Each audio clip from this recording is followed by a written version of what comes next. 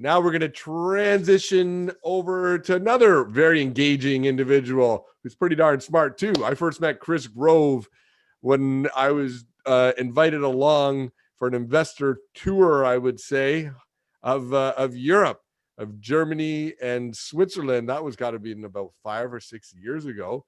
Chris is one of these individuals that really knows, like a Rob McEwen, knows how to tell a story properly. You know, you build a great story, but you also have to be able to convey it. Chris is always able to do that. He's a real strong expert on rare earths, which have been getting a lot of headlines. So, Chris, your perseverance in this space has been great and is paying off, because here we are now in 2020, heading into 2021, where it's all about regional supply chains. It's all about, if people didn't know it before, they certainly know it now, how much China has cornered the rare earth market and what the implications are for North America and for Europe, and how now that is being addressed. Commerce Resources has key projects in North America. Let me tell you a little bit about them before I bring Chris on here. Commerce Resources is an exploration and development company with a particular focus on deposits of rare earths and rare metals. It's advancing its Ashram rare earths elements and Fluorspar deposit in Nunavik, and its Blue River tantalum and niobium project in British Columbia. Companies release positive preliminary economic assessments for both projects and is working towards completing a pre-feasibility study for the Ashram deposit. Chris, are you there? I'm there, but for some reason, oh, there I am now. You're here. Hey, Tony, we can see you. It's all good. It's great to see you. It's great to see you. Love the beard. That's awesome. Wow, thank you. You know, the COVID had a way of, changing all of our relationships to personal grooming. That's how it affected me, and now I've grown attached to it somehow. Yeah, it looks like you're getting ready for the Ernest Hemingway lookalike contest. Wow, yeah, well, no, that's kind of you to say. That's not someone that's a bad, we like to be compared to Ernest Hemingway. Where are you coming to us from today, Chris? Are you out in Vancouver? I'm coming to you from the hilly shores of North Vancouver, and from my home basement where I've been since, I don't know, the first week in March, excepting for one day. So it is what it is. And I hate to say what the president said, but anyways, in terms of working remotely, I got a phone, I got a computer, I'm good. We can still, this has taught us all that we can persevere through almost anything as long as we can get through this one, right? And looking forward to... It may be a while before we're back in Munich at the Edelmetallmesse with you, Tony, but we look forward to that as well. Fantastic. Well, that was a fantastic trip, and it was great to get you to know you a bit. And I mean, even on that trip, you really did a great job, even educating me and really doing a deep dive on what the rare earths opportunity is and what's really going on in that space. So let me turn it over to you. Now you have our audience's full attention, and I'll come back on with you after you're done your presentation and ask you a few more questions. Sounds great. I hope everyone can see the slide. It's a pleasure to present to you today our Ashram rare earth element and Fluorspar deposit in Quebec, Canada. In terms of rare earth elements, there we go. Everyone needs rare earth elements. Whether you're red or you're blue, it's the green wave that's washing over you. Whether you're Greta Thunberg or Vin Diesel, whether you're driving an electric assist bike or driving a Dodge Charger, you need rare earth elements. To be clear, the majority of value for rare earth elements is in the magnet feeds, but the largest market currently for rare earth elements are both in the service of the internal combustion engine, which would be cerium for catalytic converters and lanthanum to process oil into gasoline. In terms of what is arguably the best independent report on rare earth elements, that comes from a great guy named Ryan Castillo in Sudbury, Ontario, and that is under the name of Adamus Intelligence, and this comes directly from him. Not only do rare earths used in magnets make up the lion's share of global value today, but in the years ahead, demand for these four rare earth elements is expected to grow faster than demand for all other rare earth elements, challenging the ability of the supply side to keep up.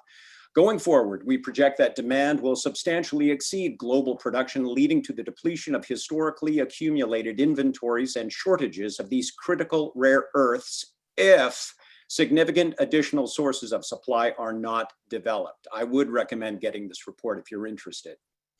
In terms of the Boogeyman Factor, China is just not as dominant as it once was. China became a net importer of rare earth elements 2 years ago. China currently buys from Myanmar, Vietnam, Australia, North Korea, and the United States. And they have made significant investments into potential new producers globally. In terms of COVID-19, there have been two effects specifically. One, very, very significant increase in the anxiety of manufacturers globally about being dependent upon sources coming from China. Second, what some analysts have called the stay-at-home index. There's been a significant increase in the purchases of home electronics and hardware that are electric and that need rare earth elements. In terms of rare earth element misinformation versus facts, is rare earth element extraction and processing harmful to the environment? No, not intrinsically. It's not any more harmful than any other commodity, but historically the Chinese production was extremely harmful. But Western regulations do not allow for that kind of extraction or processing, and even China has shut down projects recently and added costs to reduce environmental impacts.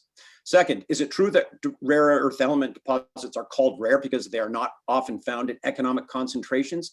This is true, but it's a bit misleading. It's not about tonnage and grade. It's about mineralogy, which is the difference between being economic or being a complete waste of money. Ask Robert Friedland what he would rather have in terms of a nickel deposit, a massive sulfide or a laterite. This brings us to the square peg, round hole situation. Monazite, bastnasite, xenotime. These are the dominant rare earth element minerals currently, and these haven't changed. Over 1 billion US has been spent approximately on projects with problematic mineralogy, whereas the Ashram is the most advanced rare earth element project in North America to compare favorably to the dominant Chinese producers. If you remember only one thing out of this presentation, I would encourage you to remember this slide: mineralogy and geology fundamentals. One, there are over 150 rare earth minerals, but only 4 have been commercialized. Number 2, only monazite, bastnasite, and xenotime are amenable to producing high-grade mineral concentrates. 3, the host rock type for over 80% of global production is carbonatite. And the Ashram deposit has all of these traits, along with a demonstrated ability to produce high-grade mineral concentrates at high recoveries. This is a list of the largest current producers on planet Earth. And if you look at the 4th column from the left, carbonatite, carbonatite, carbonatite, carbonatite, carbonatite, and then the Ashram, carbonatite. Now, the one at the very top actually is Linus, and they are a subset of a carbonatite called a laterite. And they were able to solve their issues. Let me just say that. That brings us to, though, the Ashram, the best rare earth element deposit that is not yet in production. The Ashram is located in Nunavik, which is the northern third thereabouts of Quebec, and Nunavik is under what is called the James Bay Northern Quebec Agreement, which is the most streamlined piece of legislation for the development and permitting of a mining project in Canada, if not North America. In terms of our resource, you will see that we have 1.6 million tons measured, 27.7 million tons indicated, 219.8 million tons in the inferred category, at approximately 1.8%. This puts us as over 30 times the grade of certain other projects in North America and over 100 times the size of certain other projects in North America. And this resource, which amounts to currently 249 million tons at just under 2%, doesn't include the 10,000 meters of drilling we've done in the last 8 years. In terms of our ability to produce high-grade mineral concentrates, you can see us here on this chart with the world producers, and you can also see that we can produce a mineral concentrate slightly higher grade than Linus can. In terms of the magnet feed, and if you remember the Adamus report, the greatest amount of value in rare earth elements is in the magnet feed. And in terms of that, we have one of the world's highest distributions of these 4 rare earth elements. We're about a percentage point higher grade than Linus, and we're almost 10% higher in these essential magnet feeds than is Mountain Pass MP Materials in California. In terms of our flow sheet, this is as standard as it gets in the rare earth element world, but I would draw your attention to the magnetic separation, where at that point we produce two separate concentrates, a high-grade rare earth element concentrate and, for free, a fluorspar concentrate. Now, fluorspar, you may or may not know, is also one of the critical strategic commodities on planet Earth right now. And our fluorspar byproduct, actually our fluorspar resource, is, we believe, the second largest fluorspar resource on planet Earth. And 5 years ago, we were approached by Glencore. 4 years ago, they encouraged us to sign a binding MOU with us. And at this moment, we are in the final stages of producing a representative sample of acid-grade fluorspar for delivery to Glencore. In terms of the rare earth element concentrate samples that have been requested, this is a partial list. Several companies are under NDA with us, but you can see some of the international players, Solvay, the world's biggest rare earth element company that's not Chinese, and then the ones from the United States. In terms of one of these, I would like to give a shout out to Energy Fuels because of their speed in transitioning their White Mesa Mill facility in Utah over to be a processor and producer of rare earth element concentrates. Commerce Resources is prioritizing the delivery of a sample of the Ashram rare earth element concentrate to Energy Fuels. This is a list of some of the capital that has been announced to be deployed by international governments. I'd like to draw your attention to the two companies at the bottom who have already received significant capital, because these are two of the companies that have requested a sample from Commerce Resources. In both of these cases, they were given capital to build out their manufacturing facility, but with essentially the caveat that they be processing non-Chinese feed. And so at the end of the day, they can have a facility up and running, but where are they getting feed from? They've made a sample request to Commerce.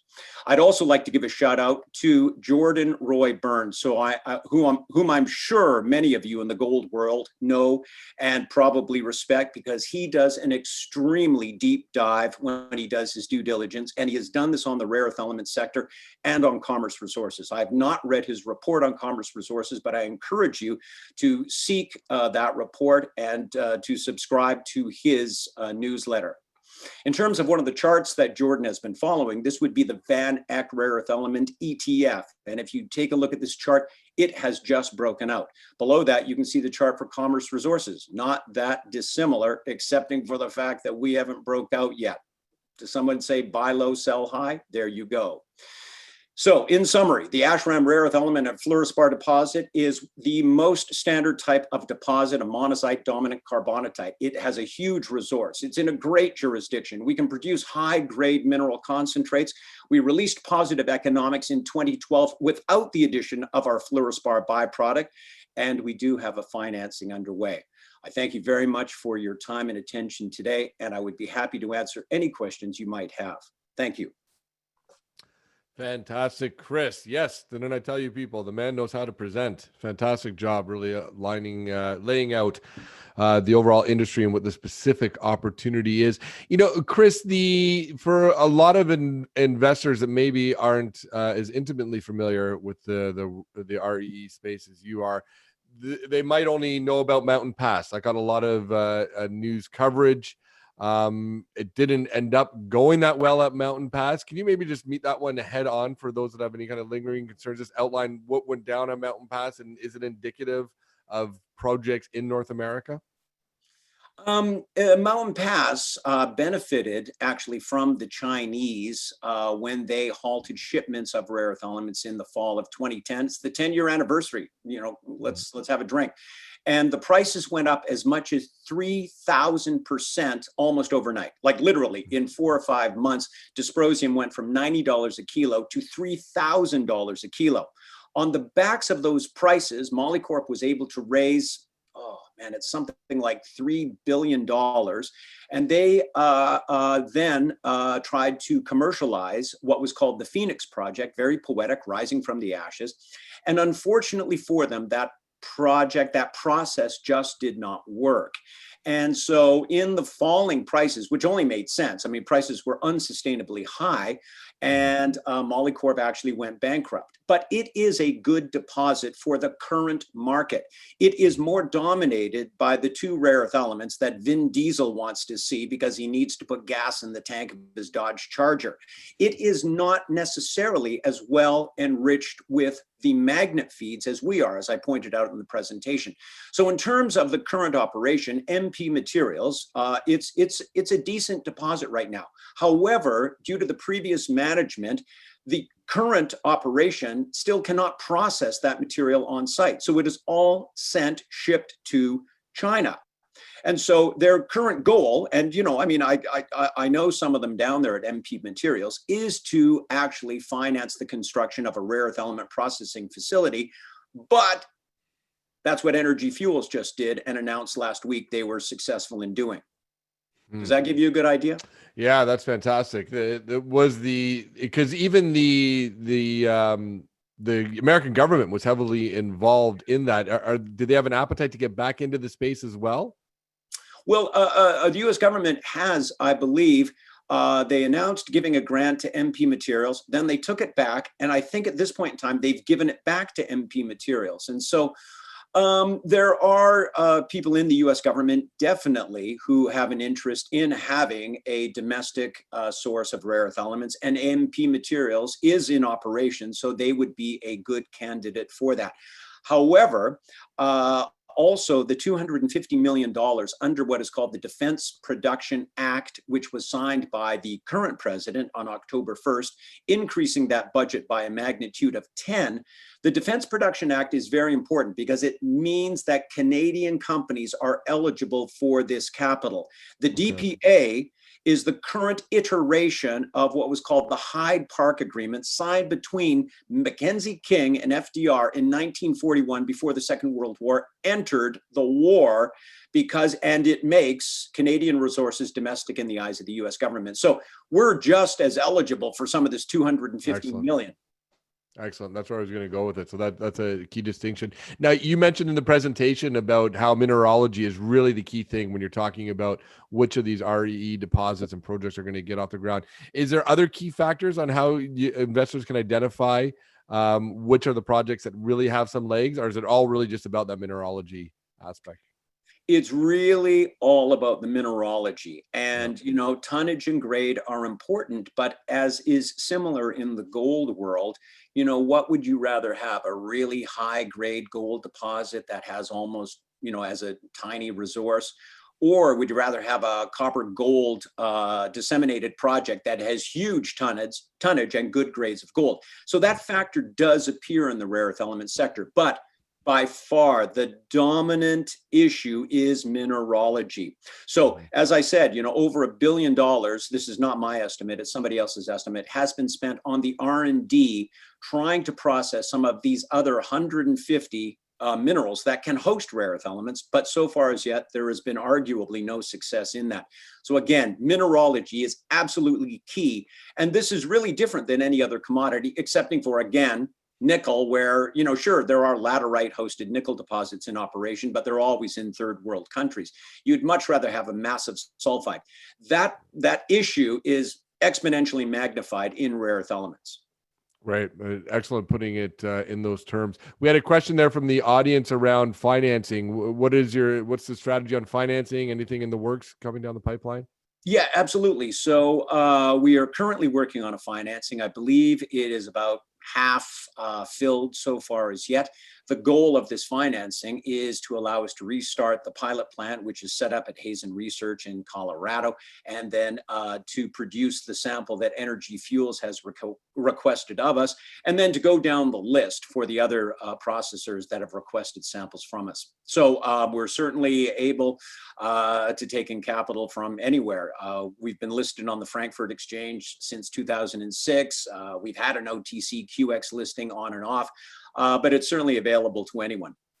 Okay. One last one around coal deposits. Is this something? Can you extract REEs from coal deposits? Well, coal deposits. Yeah, coal deposits is a really good case in point. And ultimately, as much as it was great, the current president, signed the executive order increasing the capital under the DPA by 10 times. The other side of it is that, it brings to mind the space pen story, whether or not that's true or apocryphal. But ultimately, let's be really clear. Your average coal deposit has 200 to 300 parts per million rare earth elements. The Ashram has approximately 20,000 parts per million. So 2% as opposed to 0.02%. So the economics of, trying to produce rare earth elements from a coal deposit are, needless to say, exponentially more challenging. And the DOE, unfortunately, I believe, has been spending millions of dollars trying this, where I do believe this is has a political attraction, because, where are the coal deposits? West Virginia. Yeah. So yeah, nobody is so far as yet has made a coal deposit economic for rare earth elements. Chris, what a timely time to have you join the Global Mining Symposium. Rare earths are going to be taking up more, I think, of the investor space and investor mental bandwidth going forward. There's so much intersection with national defense and political issues and regional supply chains. And you're right in the mix of all that complexity, which I know you're very comfortable in surfing through that complexity. So continued success to you. Look forward to great things coming in 2021. And thanks for joining us. My pleasure. Thanks again, Tony. Cheers. Bye-bye, Chris. Bye-bye.